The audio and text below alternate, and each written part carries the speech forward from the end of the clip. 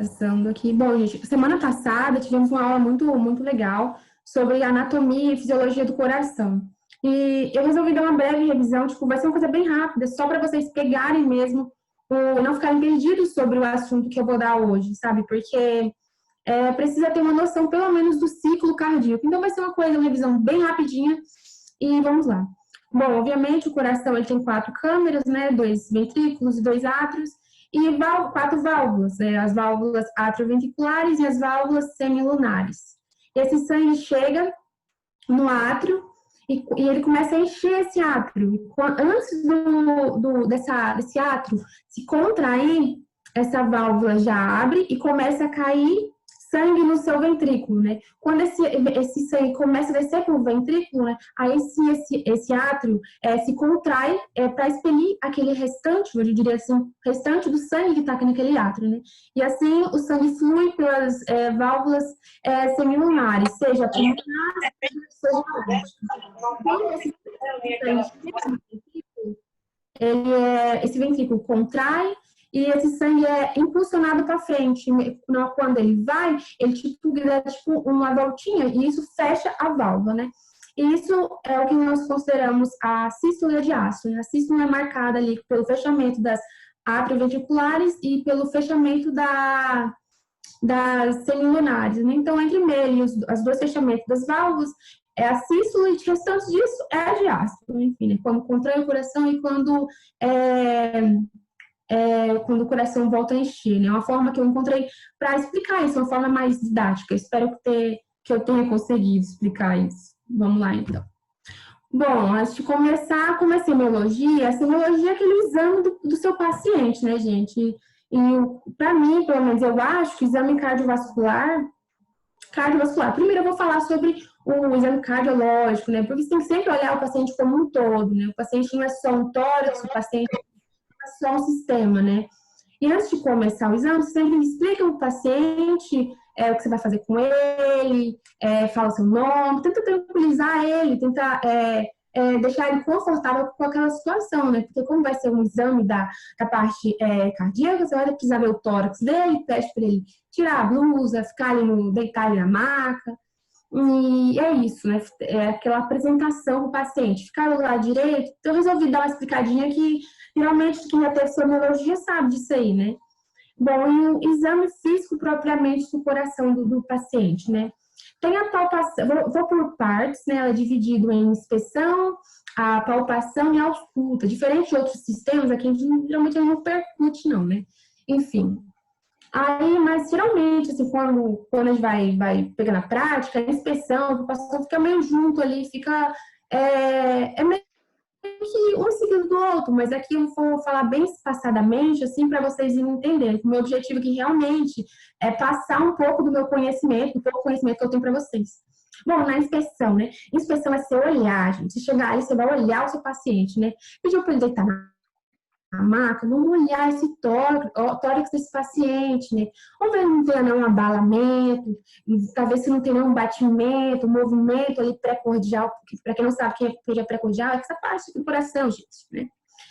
Ver se não tem nenhum movimento, mas eu não posso só chegar e olhar esse paciente, cheguei da maca que eu olhei, não, gente, você vai realmente olhar, você vai olhar na tangencial, você vai olhar frontal, ou seja, vai lá no pezinho do seu paciente, olha, você vai procurar olhar atrás de um para ver se não tem nenhum movimento, nenhum abalamento, nenhuma cicatriz nesse tórax desse paciente, e realmente observar aquela parte ali. Obviamente, você está olhando o tórax, mas você tem que olhar como um todo, né? Se esse paciente está com edema, jugular distendida, mas isso é coisa que eu vou falar lá para frente, né? Como eu disse, a aula hoje é sobre semiologia cardiovascular, né? Então, eu vou falar da parte vascular um pouquinho, né? Um pouco, mas eu vou falar. Enfim, voltando aqui, eu vou procurar por abalamento, vou procurar por cicatriz, por algum movimento diferenciado no pré-córdio desse paciente, mas principalmente eu vou ver se o ictus córdio desse paciente ele é visível. Depende muito do biotipo desse paciente. Se for um paciente bem magrinho, quem sabe, né?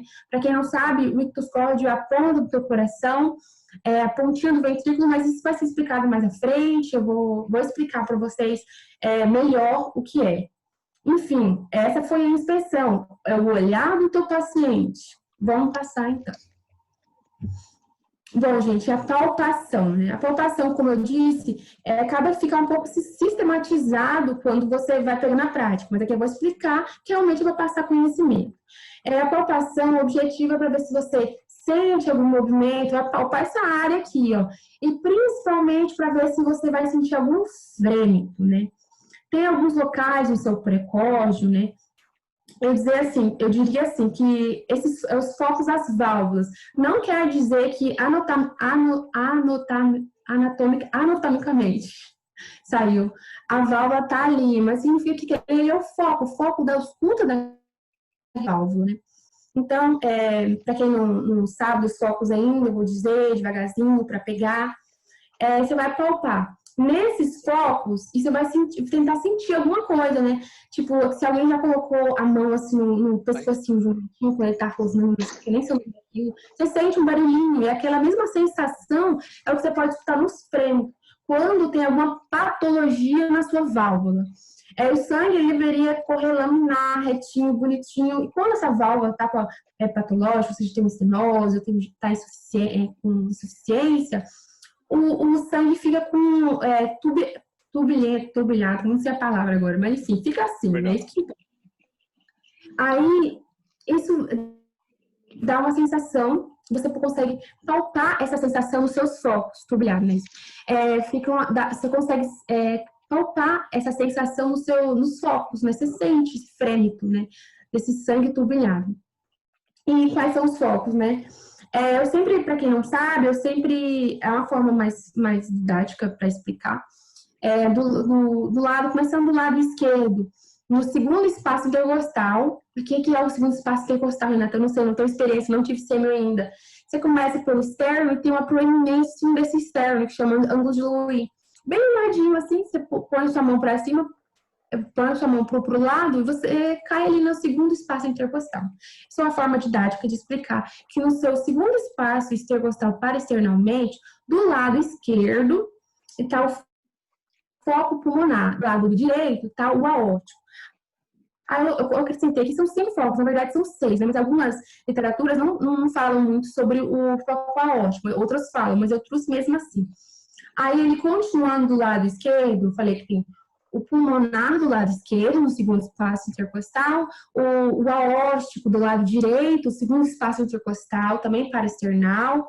Aí, ali meio que entre o terceiro e o quarto espaço intercostal, está o foco do aórtico acessório, que é um lugar que pode irradiar se tiver um sopro nesse, digamos assim, alguma coisa, algum problema, alguma patologia nessa válvula.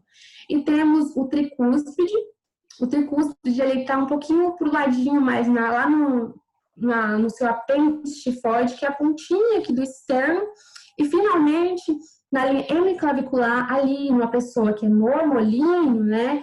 Ele está no quinto espaço intercostal, na linha hemiclavicular, está o foco mitral, né? O foco mitral nada mais é do que a ponta do seu coração, é o seu pontinha do ventrículo, praticamente pela anatomia do coração, mais aquele ventrículo esquerdo ali. É o que chamamos de ictus cordis, né? E aí pode ser palpável ou pode não ser palpável, né? Depende muito, depende do biotipo do seu paciente. Se ele for um brevilíneo, o longilíneo pode deslocar aquela ponta daquele coração, aquele ictus cordis, mas ele pode ser sim palpável, né? E tem algumas manobras semiológicas que ajudam a palpar, a procurar, né, palpação, né? A posição de Pasteur mesmo, você colocar o paciente no decúbito lateral esquerdo. Quando você colocar esse paciente no decúbito lateral esquerdo, a ponta do seu ventrículo vai chegar mais perto da sua caixa torácica. Então, isso pode ali ajudar a possibilitar a sua palpação. E caso você venha palpar o seu ictus cordis, a sua ponta do coração, que está no foco mitral, aí você tem que descrever ele, Marcos. Você tem que falar a dimensão dele. Geralmente, ele não pode passar ali de 2,5 centímetros, que é 2 polpas digitais, né? Eu sempre já palpo ele com esses 2 dedos, né? E frêmito, eu esqueci de falar no início, geralmente eu gosto mais de tentar sentir com essa parte da mão, né? Palpar com essa parte da mão, transição entre as falanges e a palma. Aí eu tô ali no ictus, como voltando a dizer, eu atrás, né? vou falar a dimensão dele, vou ver se a amplitude, ver se está batendo muito forte, se ele se ele é móvel, tem que ter uma certa mobilidade, né? Enfim, você vai descrever o seu ictus contínuo. Mas, gente, chega um momento da ausculta, né? A ausculta é o momento do que o estudante quer, né, fazer, né? Que é colocar o esteto dele no paciente, né? E aqui, para quem querer pegar o slide depois, eu coloquei um resuminho sobre os focos das válvulas e os locais que eles estão, para facilitar. Bom, gente, na ausculta, né? O momento ali que você vai usar seu esteto, você vai escutar seu paciente, o que você vai procurar, né? Você vai procurar suas bulhas cardíacas, você vai ver se é ritmo, com frequência mais no pulso, né? Se vê se é um ritmo tríplice, para ver se tem alteração nas suas bulhas, para ver se tem sopro. Esses são os objetivos da ausculta. Tem que saber auscultar, né, gente? Um foco certinho. Vamos começar nas bulhas cardíacas ainda. Sempre que a gente vai auscultar, a gente sempre escuta dois sons, né? Que é os mais claros, assim, mesmo que eles não saibam nada sobre a ausculta, eles colocam o esteto lá e você vai escutar um tum-tá, tum-tá. E hoje vocês vão escutar muito barulho, porque eu estou te fazendo esses barulhinhos para mim aprender a lembrar, entendeu? Aí, mesmo que você não tenha uma habilidade, sempre que você vai colocar ali o seu esteto, você vai escutar esse tum-tá, tum-tá. E essas são as bulhas cardíacas, né? A primeira bulha cardíaca, ela quer dizer sobre o fechamento das válvulas atrioventriculares, aquele momento que fecha as válvulas atrioventriculares, ou seja, a mitral e a tricúspide, né? E a segunda bulha, ela se refere ao fechamento das válvulas semilunares, a aórtica pulmonar. Então, quando você escuta aquele barulhinho, é porque é o fechamento dessas válvulas. E o barulho sempre da B1 é um tum, tipo como um barulho que você vai escutar, tipo um tum. E o barulho da segunda bulha é tipo um tá. E às vezes, muitas vezes, assim, você pode ter um desdobramento, né? Quando ele tá escutando tum, tá ali, parece que é só duas válvulas, assim, que tá falando tum, tá, mas não, gente, são 4 válvulas, e às vezes elas não estão em parzinho, assim, vamos bater juntas. Às vezes acontecem algumas situações que elas pode ter um certo espaçamento entre elas, um atraso de uma dessas válvulas, né? Temos o desdobramento da B1, como que acontece isso, né? Tem um certo atraso ali. Primeiro deixa eu explicar assim, os sons do lado esquerdo do coração, eles são mais fáceis de auscultar em qualquer parte do pré-córdio. E os sons do coração do lado direito, eles são mais auscultados nos focos, tipo assim, o foco pulmonar, no foco pulmonar, o som pulmonar, no som pulmonar, e no tricúspide, no foco da tricúspide. E quando você ausculta uma bulha, parece que é uma só, mas não é, são duas. No desdobramento da B1, às vezes é um separamento dessa bulha, dessa bulha, né, dessa válvula, né? E tá tipo um atraso, então você escuta tipo um trum-tá, trum-tá. Não tá certinho aquele trum-tá, sabe? Aquela coisa assim seguida. Tá um trum-tá. Isso chamamos de desdobramento, tá vendo que tá tendo um certo atraso e que a válvula mitral tá batendo primeiro que a tricúspide e a tricúspide tá um pouco retardada, né? Isso pode acontecer quando tem um bloqueio de ramo, extrasístole, do lado esquerdo. E também temos o desdobramento da B2, né, que é até mais falado, assim, pelo menos eu já escutei mais sobre a B2, né? Pode ser fisiológico ou patológico. Você vai escutar e você vai escutar, tipo, ao escutar, e você vai escutar tipo um tum-trá, tum-trá. Tem um certo atraso, a aórtica, a válvula aórtica parece que bate bem na frente, ou um certo atraso da pulmonar. E pode ser fisiológico em crianças e jovens adultos, ou ele pode ser patológico também. E tem algumas manobras semiológicas para diferenciar quando é patológico e quando é fisiológico. Por exemplo, assim, tem uma manobra semiológica chamada manobra de Miller, não sei, que é uma inspiração profunda, né?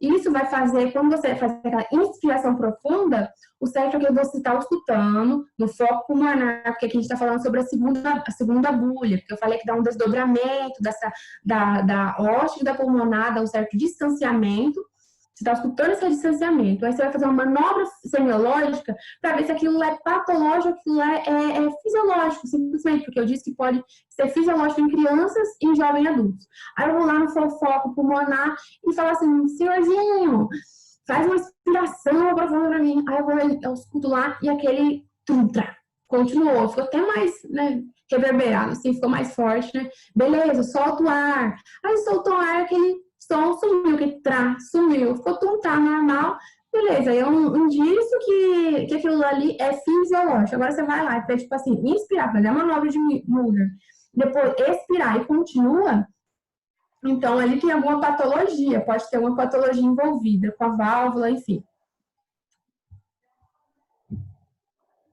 Bom, a gente falou sobre as primeiras bulhas, primeira e segunda bulha, a gente falou sobre desdobramento, que pode ter um desdobramento fisiológico ou patológico dessas bulhas, o separamento, a gente escuta uma coisa diferente, e também tem a terceira e a quarta bulha. Como eu disse lá no início para vocês, primeiro aquele ato, ele enche de sangue, está enchendo assim, antes dele contrair, aquele sangue já começa a passar para o seu ventrículo, né? E em alguns casos, ali na diástole, ou seja, quando seu coração está enchendo, né? Você pode escutar um som, que é tipo um tum-tatu, tum-tatu. Isso é o que chamamos de terceira bulha. É muito difícil explicar isso para vocês, é muito melhor você estar na prática, porque prática ajuda a gente a aprender melhor, né? Então, você escuta um tum-tatu. Na diástole, o que pode ser? Pode ser uma terceira bulha. Antes do seu ventrículo contrair para expelir o restante do sangue, o seu sangue penetra na cavidade do ventrículo. E isso faz com que surja a terceira bulha. Isso pode acontecer quando o seu débito cardíaco pode estar aumentado, tipo com uma anemia, com um hipotireoidismo, ou quando essa complacência desse ventrículo não está favorável. Então, aí pode surgir uma terceira bulha cardíaca. Antes que esse som, voltando a falar para ficar fácil a compreensão, ele surge antes do que o átrio se contrai, assim que aquele sangue começa a escoar e a cair no seu ventrículo. Aí temos a quarta bulha, que também é um som mas perdão, ele também é um som tipo a terceira bulha. A diferença é que ele surge quando esse átrio se contrai. Eu acabei de falar para vocês agora que a terceira bulha é quando esse sangue só está escoando para o ventrículo. E aqui na quarta bulha não, esse som ele surge quando esse átrio ele se contrai, né? Aquilo ali pode causar um som também pelas mesmas patologias que eu falei anteriormente, mas ele é um som que geralmente está no finalzinho da diástole, ele é meio que pré-sistólico ali para o final da diástole. E lembrando, é bem bom ressaltar que esses dois sons, eles são melhor escutados com a campana, no esteto, a gente tem a campana e tem o diafragma, né? As primeiras duas bulhas, elas são bem mais fáceis de ser escutado com o diafragma. E a terceira e a quarta bulhas, como são mais sutis, são mais fáceis de ser escutados com a campânula do esteto. Bom ressaltar isso. Só um comentário, Renata, só porque voltar no B3 e na B4, só um detalhezinho. Por que surge o som? Você falou muito bem, né? São vibrações, né? E a terceira bulha, assim como a quarta bulha, é bem o que você falou mesmo. Mas o que acontece? Por que sai a B3? Não é em todos os pacientes. A B3 surge quando o ventrículo vai contrair e ele encontra uma resistência muito grande. Isso causa um turbilhonamento maior do sangue e causa o som. E a B4 também é um turbilhonamento, mas é do átrio, igual você falou.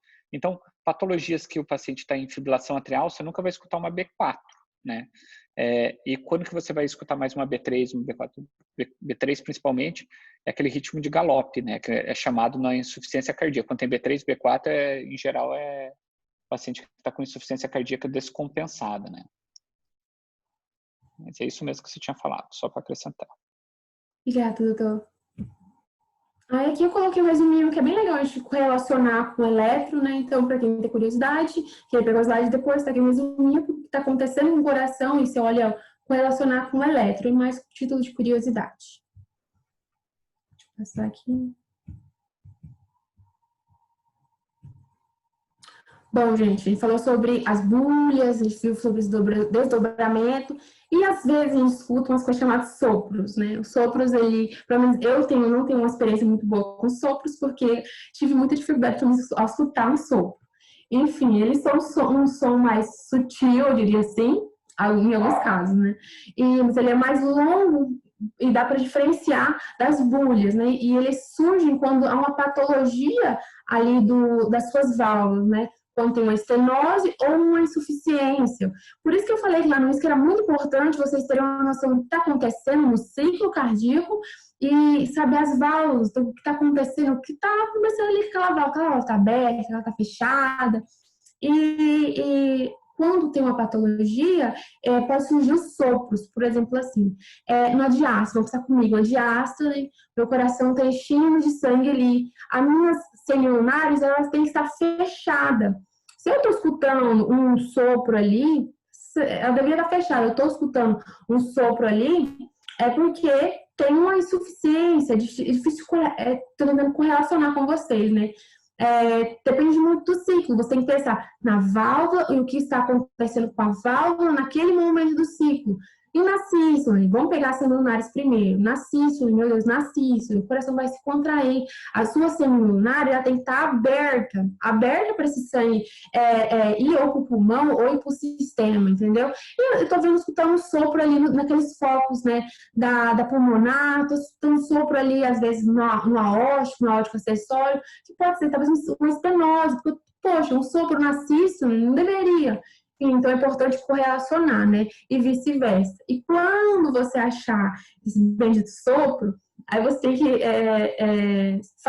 descrever esse sopro, né? Situação, se ele está aí, por exemplo, na sístole, na diástole, ele está na sístole toda, como na insuficiência mitral, que ele é ou sistólico ali, ou não, ele está só no finalzinho, ou ele é em diamante, parece que está o ciclo todo, mas ali no meio ele dá um pico, assim, então a gente tem que e falar em que situação do ciclo está esse sopro. Temos que falar localização. Poxa, estou escutando aonde, né? No foco aonde? Então é importante falar. Se fala que está irradiando, né? A intensidade, o timbre e a tonalidade. Essa, para mim, é a parte mais difícil, porque alguns é ruflar, é isso, é aquilo. Então, ela tem aquela classificação. Inclusive, aí isso é mais com treinamento, né, gente? Pra gente saber o que é ruflar. É fácil falar para você, tem um ruflar, mas se você não tem a prática ali para você escutar um ruflar ou ir atrás escutar um som, o que é um ruflar, você não vai saber. Mas eu quero que vocês saibam que existe uma classificação desse ciclo, desses sopros. Inclusive, tem a classificação de Levine, que vai ali até os 6. E, pelo menos, eu e a Nata, eu diferencio assim, vai até os 6, mas eu sei que se eu estou, por exemplo, assim, palpo, e estou escutando um frêmito, porque o frêmito surge na classificação de Levine a partir do 4, que vai até o 6 que eu falei, né? Ou, por exemplo, assim, nossa, esse sopro é tão alto que eu estou escutando, assim, qualquer lugar da caixa torácica, eu nunca escutei também. É uma classificação 6, enfim, quero só que vocês saibam que tem a classificação de Levine, que ela vai até o 6, e eu tenho como marco que o frêmito ele surge a partir do 4, da classificação 4 de Levine. É uma forma que eu uso para diferenciar. Isso, vamos seguir aqui.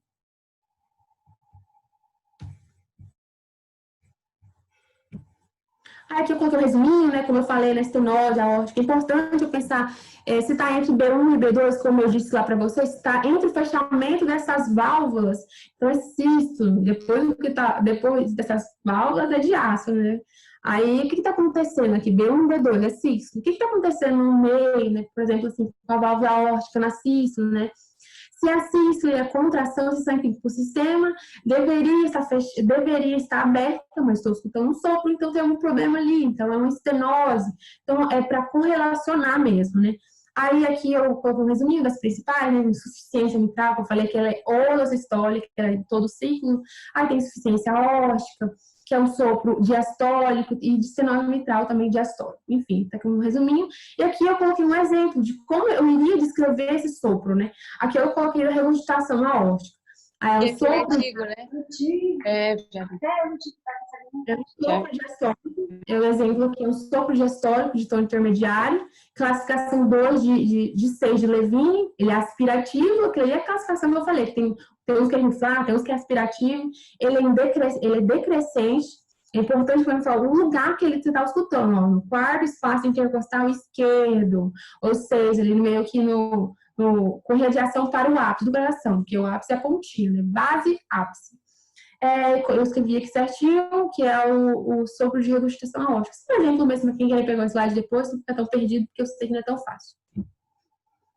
Aqui seria a descrição do seu exame físico. Você tem que falar que você tem essa bulha. As bulhas são normofonéticas, em 2 tempos. Aí eu só descrevi aqui o exame físico desse paciente, fingi que ele é normal, um molinho e tal. E ficou assim: precoce sem abalamento, retração das deformidades, que eu falei lá no início, que se aí o ictoscóide palpável com 2 polpas digitais, ou seja, está normal, que eu falei para vocês, não pode passar de 2,5 cm, ou seja, 2 polpas digitais na linha hemiclavicular, no quinto espaço intercostal. Por isso que eu falei que ele é normolíneo, ou seja, no foco mitral. E as bolhas caídas são rítmicas, ou seja, está tum-tá. É normofonética, ou seja, não está hiperfonética nem hipo, está normal, em 2 tempos, sem sopros. Aqui eu coloquei um exame, a descrição do exame é normal, só para vocês terem uma ideia. Bom, gente, como eu falei para vocês, agora eu vou entrar um pouquinho na parte vascular, né? O paciente, ele é um todo, entendeu? Eu não vou olhar só a caixa torácica do meu paciente, eu vou olhar se tem edema, eu vou olhar os pulsos arteriais, os venosos, vou ver se não tem turgência jugular. E aqui eu descrevi alguns pulsos, e eu coloquei aqui uma imagem que, para quem, tipo, querer saber mais da localização, só para ajudar, entendeu? Então, tem o radial, tem o carotídeo, tem o temporal superficial, o subclávio, o axilar, o braquial, e o aórtico abdominal, o ilíaco, o femoral, o poplíteo é bem difícil de palpar ele. O tibial anterior, o pedioso, e o tibial posterior. Esses últimos são bem importantes a gente palpar, porque tem uma coisa chamada sobre... acho que é doença arterial periférica obstrutiva, que quando você palpa esses pulsos, né, os pulsos arteriais, que quem olhar na fotinha aqui está no pé do paciente, se ele estiver diminuído ou mesmo abolido, né, pode ser um indicativo dessa doença, enfim, só para mesmo correlacionar com vocês como é importante você palpar os pulsos do seu paciente, que ele é um todo, né, gente? Assim como também fazer lá do leito unguial para ver o tempo de enchimento capilar, né? Não pode passar, tem que estar entre 2, 3 segundos. Olhar se esse paciente tem edema, é o paciente como um todo. Aí aqui é o que você vai observar, você vai palpar, vou pegar como exemplo a radial aqui, né? Eu vou palpar minha artéria radial, vou ver se ela é mole, se ela é dura, vou ver a amplitude dela, se ela é ampla, mediana ou pequena, normal é ampla. O ritmo regular, o regular a gente já vê no coração, né, que a gente está escutando, né? Está em 2 tempos, mas também aqui dá para vocês sentir no pulso. Como é o estado dessa parede, se ela é lisa, se é endurecida, uma arteriosclerose, quem sabe, se ela é tortuosa, enfim, tem algumas patologias que podem gerar. Aí aqui eu coloquei também uma descrição do exame do seu pulso normal, que é um pulso arteriais palpáveis, métricos, porque sempre, também é bem importante salientar isso aqui, se você palpou o pulso de um lado, palpa do outro, tem que ser dos 2 lados, né, para ver se está certinho ali. E algumas patologias, né, pode gerar um tipo de onda específica.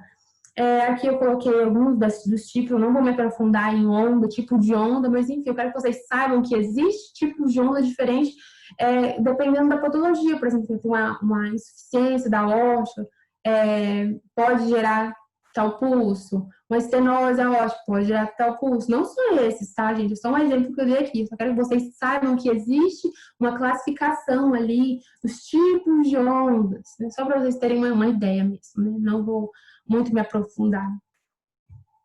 E aqui, por fim, a frequência cardíaca, que eu tomo como base a artéria radial, eu vou ali pressionar com o meu dedo indicador e com o meu dedo médio, vou pressionar ali, vou contar ali pelo celular do ladinho ali conta um minuto ali, você vai tentar sentir as pulsações do seu paciente, né? O normal ali entre 60 e 100, né? Abaixo disso é bradicardia e acima disso é taquicardia. E o ritmo, né, gente? O ritmo, quando você está escutando um ar, você escutou o tum-tá, tum-tá. Isso ele é rítmico. Se ele estiver fora disso, ele é arrítmico, ou fora disso, enfim. E deixa eu ver aqui mais. Essas são as referências, gente. Eu usei esses 2 livros. E é isso, gente. Muito obrigada.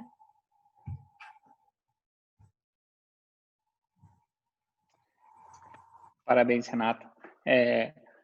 Acho que a aula ficou bem completa, tem pouca coisa a acrescentar, né? Mas o que eu gosto de falar sempre nas aulas de semiologia, você até destacou no início, é que para... deixa eu só acender a luz, só um pouquinho.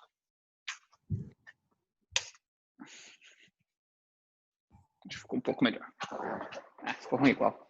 Para saber semiologia cardiovascular é muita coisa. Não tem como decorar tudo. E então, semiologia cardiovascular, você tem que aprender.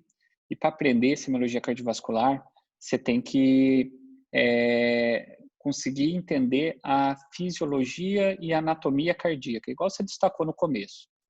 E sabendo a fisiologia e a anatomia cardíaca, você consegue deduzir a maioria das doenças cardíacas. Por exemplo, você sabe a anatomia cardíaca, você sabe os focos de ausculta. Você tem uma estenose aórtica, por exemplo, você vai ver que no foco aórtico tem um sopro.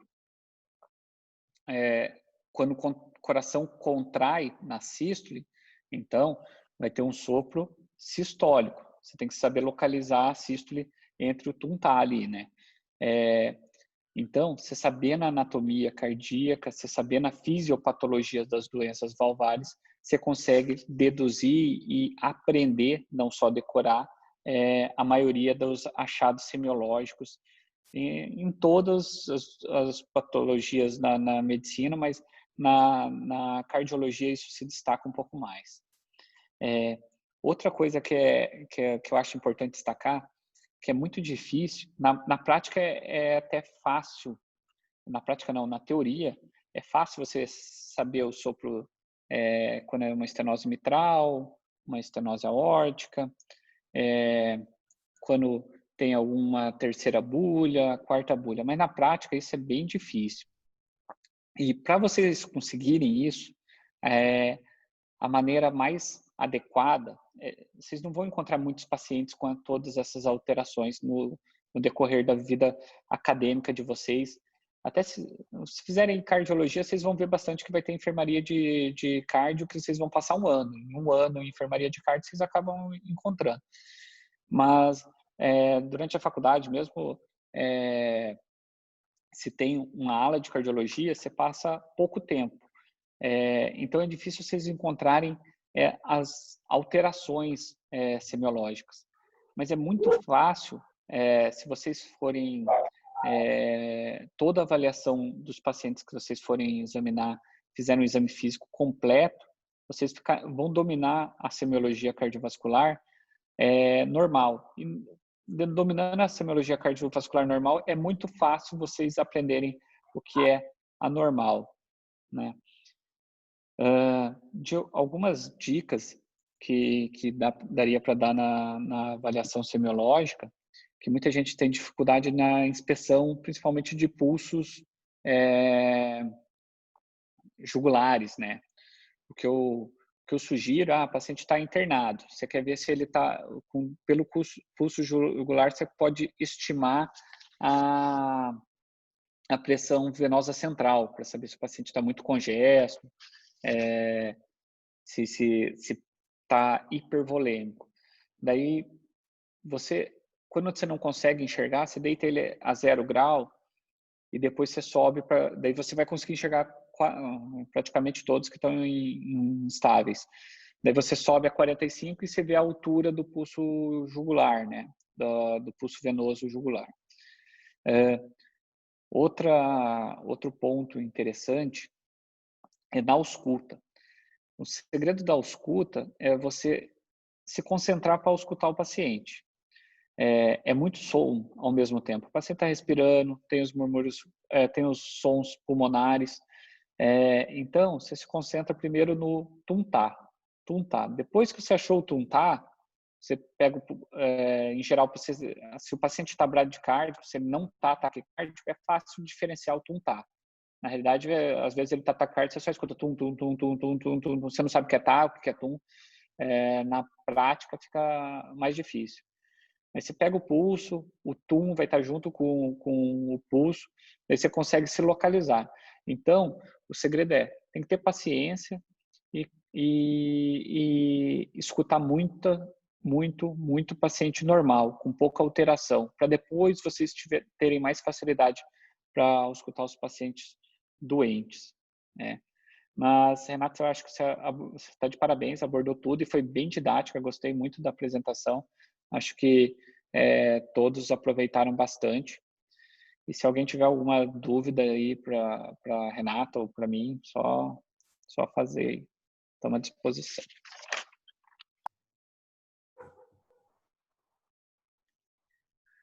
Vamos lá, pessoal. Alguém tem alguma pergunta para fazer?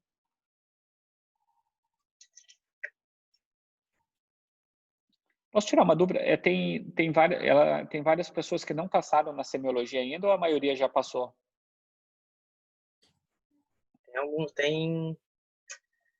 Se não me meio falha, meio, mais ou menos.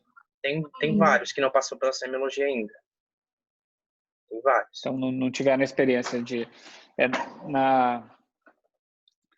que na São Lucas, lá no ambulatório, esse semestre que passou, infelizmente, por causa do Covid, não teve o nosso ambulatório, onde nós fazemos bastante prática, né? Nós temos um roteiro que eu tenho, em geral, eu não sou muito exigente de cobrar todo a semiologia, porque senão prolonga muito, né? Mas alguns pontos no exame físico eu cobro eu realizar quando eu estou atendendo paciente, principalmente pacientes graves, eu cobro que seja feito nos atendimentos lá do ambulatório, né? Entre eles, uma inspeção, não precisa muitas vezes despir o paciente, né? Mas se você vê alguma alteração anatômica, é interessante, né? Mas é a palpação dos 4 pulsos e aferição da pressão em 2 membros, de preferência num membro inferior, e da parte cardíaca a palpação do ictus, né, e a ausculta dos 4 focos para ver. Isso daí numa avaliação de rotina, avaliação cardiológica, é fundamental.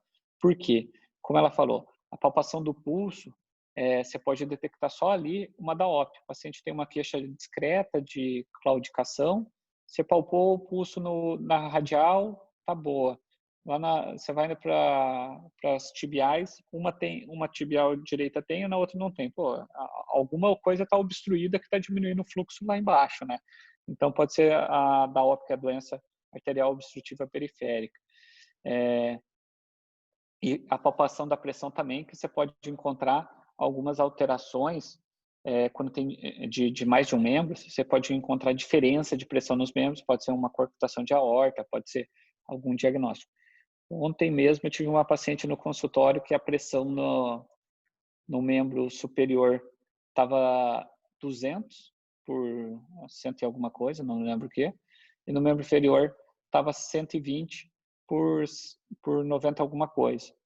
Ou seja, ela já tinha um diagnóstico de coarctação de aorta, né, que é quando a aorta tem uma contração no meio do caminho, e toda vez que aumentava um antihipertensivo dela, ela sentia muita fraqueza na perna e não conseguia andar. Então, o tratamento não adianta dar mais medicação para ela nesse caso. Isso aí só pela semiologia você consegue matar o diagnóstico, né? Não adianta dar mais medicação, porque senão vai faltar para o rim e para os membros inferiores. Então, a semiologia é super importante. Acho que é isso. Pessoal, alguém quer dizer alguma coisa? Alguém quer perguntar alguma coisa? Pessoal mais velho aí da liga. Deixa eu ver quem é que tá aqui ainda. Aline, Camila, Alguém Cauã. já tentou fazer, já teve a oportunidade de fazer exame físico e teve uma dificuldade, assim, maior? Qual que foi a dificuldade maior que teve? O pessoal que já passou aí pela... O meu pior dificuldade, assim, é escutar, principalmente sopro. Eu tive um episódio que é bem engraçado, que o meu grupo, esse meu, hoje todo mundo escutou. Eu não conseguia escutar um sopro. Então, a parte do escuta, como eu disse lá na aula, ao escutar um sopro, para mim é um desafio, porque eu não sou muito boa. Eu acho que é mais treino, né? Treinar o seu ouvido para ao escutar aquilo. Então, eu tenho dificuldade com isso. Na verdade, eu também tenho isso Exatamente. aí, mas eu acredito que, pelo menos em relação a mim, seja um pouco de prática também. Porque foi poucas as vezes que eu fiz uma ausculta para tentar diferenciar isso, mas eu, eu particularmente não faço ideia quando, quando tem, quando não tem. Às vezes eu apanho bastante ainda. Quando tiver sopro mesmo, quando tiver sopro de doença moderada, grave, principalmente grave, tipo a classificação de Levine ali, né? Quando é classificação 6, que é aquela que você nem precisa do esteto encostado no paciente para auscultar. Essa daí, com certeza, todos vocês vão... tem um sopro aí. Com certeza tem um sopro. Você pode não saber se é sistólico, se é diastólico, se é refluxo, o que é, mas vocês vão ter certeza que tem um sopro. Esses sopros que tem dificuldade, em geral, 2